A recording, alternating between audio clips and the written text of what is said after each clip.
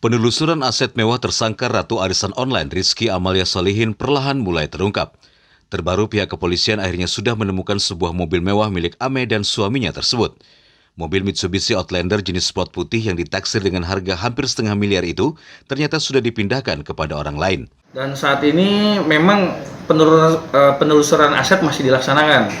Apalagi terkait mobil pertamanya itu kalau tidak salah Freed yang sudah dijual menjadi Outlander. Nah saat ini insya Allah Senin pemanggilan saksi terkait kendaraan tersebut.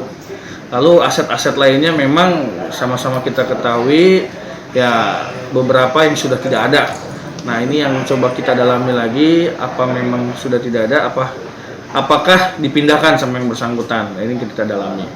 Untuk jumlah mobilnya ada berapa dan hasil dari keterangan yang bersangkutan satu unit. Awalnya yang dari Freed menjadi Outlander.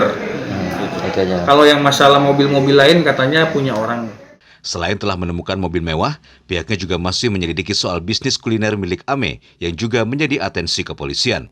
Berdasarkan informasi terakhir di Polda Kalimantan Selatan, korban arisan Ame sendiri bertambah sebanyak 356 orang dengan total kerugian 11 miliar rupiah. Dari Banjarmasin, Alif Hidayatullah, Kalsel 1net.